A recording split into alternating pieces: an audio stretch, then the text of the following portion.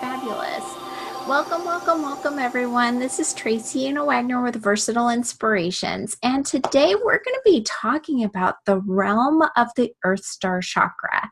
So some people don't think of it as a realm, but there's so much that you can do within the transpersonal chakras. Even if you think about the original 7, from root to crown, there's things that you can go in and work with. And the same is true for the transpersonal chakras.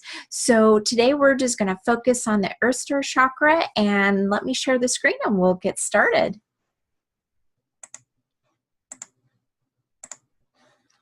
Fabulous. All right. Here we go. Just 1 second. Let me get this a little bit bigger. Perfect. All right. So like I said, we are going to be kind of diving into the realm of the Earth Star Chakra. So what is the Earth Star Chakra? If you look down below on the page here, there is that mass, that ball mass, and that is the Earth Star Chakra.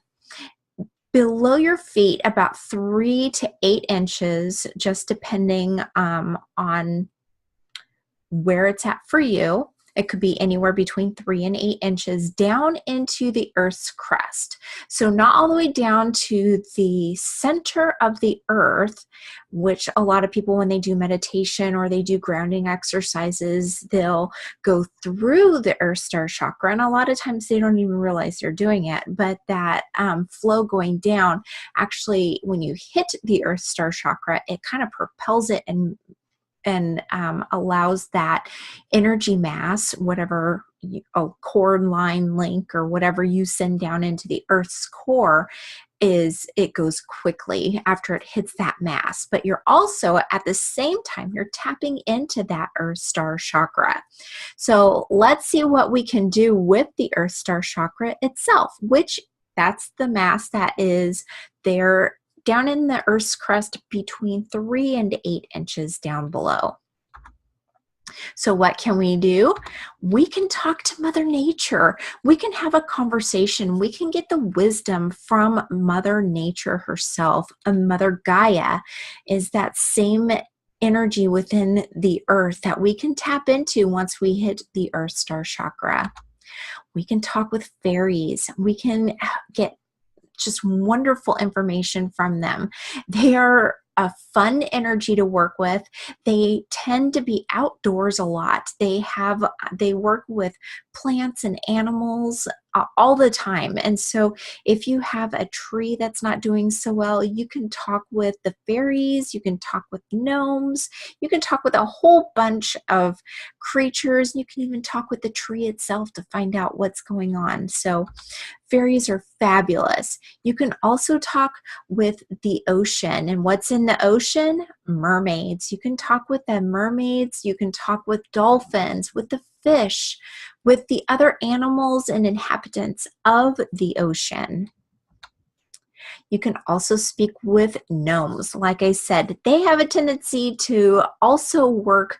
They're more diligent. They not as fun and flighty as fairies, but they get down to work. If an animal is hurt or they find it where it needs some help, they actually can help the animals, they can help the plants and the trees, and they're just wonderful little guys to work with.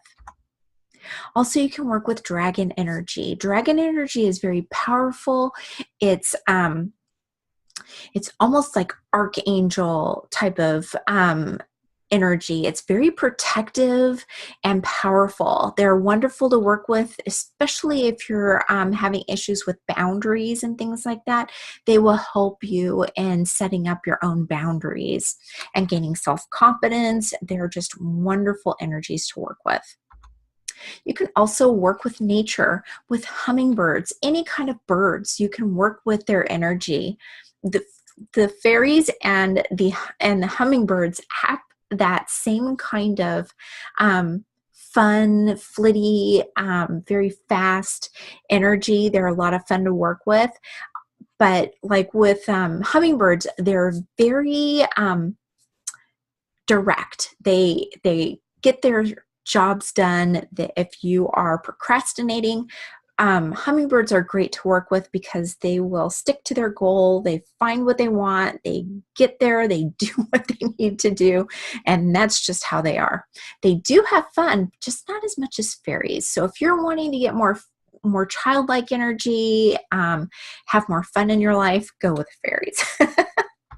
You can also work with animals, any kind of animal. They're here on Earth, and when you tap into the Earth Star Chakra, you can speak with them as well. Now, when we speak with animals especially, we're really communicating with them through our heart chakra. They use their heart chakra a lot, and that's how we communicate a lot with them. So you're going to be using not only your Earth Star Chakra, but also your heart chakra as well. Insects, you can work with insects as well. I've heard people say that they've talked to insects and asked them to leave. My grandma did that with ants. She lived in Southern California, and she tried everything to get rid of ants. And she went and I can't remember what she put around the house, but they were still getting in. So she just stood there one day and said, "Ants, this is where you need to stop. This is your boundary. You have all the world out there to do whatever you want. And this is my world, and this is where I do what I want. So please stay out."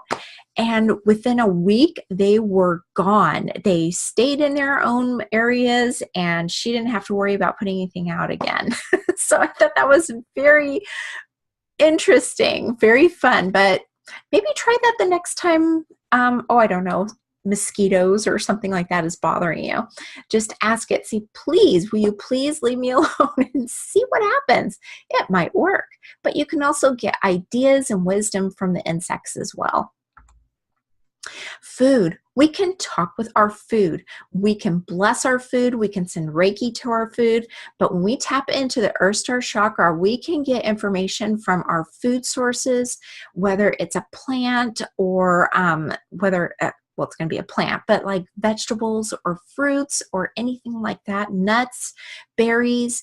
We can actually speak with it, get to understand what it needs, maybe find out what kind of nutrients it's lacking in the soil or too much of, and we can get that information from them as well.